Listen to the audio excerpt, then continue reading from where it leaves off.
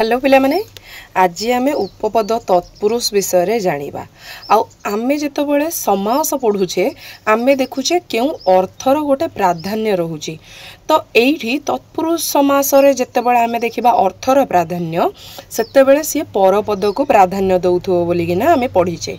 तो उपपद रे कोन हेई थाए जे आमे देखु धातु निष्पन्न पद जेमति कि मन रखी परिबो कृदंत। तो धातु निष्पन्न पदटा कहा परे थाए उपपद परे थाए आउ उपपद कहा कहिबा जदी धातु निष्पन्न पद पूर्वरु आउ गोटे पद बसी थाए ताकू आमे कहि थांती जे सेटा तमनकर उपपद हेई थाए। केमिति गोटे उदाहरण नबा जेमति कि आमे कहूचे मधुपान करे जे से हेउछि मधुप ताले ए जगह रे कोन होउछि तमनकर मधुपदटा तमनकर उपपद भाबरे व्यवहार हेइछि।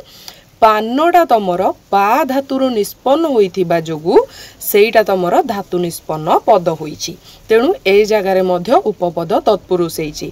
एमिति अनेक रहिछि जेमिति कि आग बोला बा तमनकर रहिला तृणभोजी तृण को भोजन करे जे सी होउछि तृणभोजी तापरे सम को करे जे सी होउछंती शंकर माने एठी करेटा आसिला कोउथि पई क्रू धातु निष्पन्न पद। जदि मने न रहुछि ताले एमिति भी मने रखि परिबो जे कृदंत शब्द बा पद जोठी थिबो सेइठी तमनकर कोन हबो हां आ ता पूर्वरु गोटे अलगा किछि पद थिबो ताहाले से जगह रे तमनकर हेई परिबो उपपद तत्पुरुष।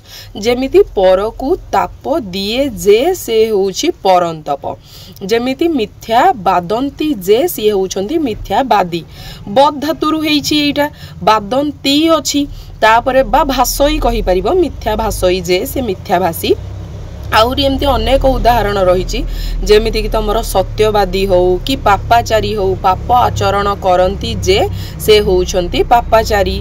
तो एगुड़ाक सबु तमनकर उपपद तत्पुरुष भितरे जीव। तो एइटा सब बेले कोन करूची परपद को केमिति प्राधान्य दउची जेमिति म एबे कहली पापाचारी पाप आचरण करंती जे तो आचरण पदटा को एठी कोन करा जीवो प्राधान्य दिया जीवो। आउ हां उपपदटा सब बेले एमती मन रखि दबो जे से लागी थिबो ता सहित कोन हेई थिबो जे परपदर प्राधान्य ता सहित तमनकर पूर्वरु गोटे उपपद लागी थिबो आउ मझिरे तमनकर धातु निष्पन्न शब्द बा पद थिबो। तो एमती जदी डिफाइन करिवो ताले खोजी की पाई परिवो जे उपपद तत्पुरुष हेबो बोली किना। तो एई भली भाबरे एमती शॉर्ट ट्रिक रे जदी चाहुचो जानिबा पई तो चैनल को विजिट करिबा सहित लाइक शेयर एंड सब्सक्राइब मध्य करि देबो। धन्यवाद। जय जगन्नाथ।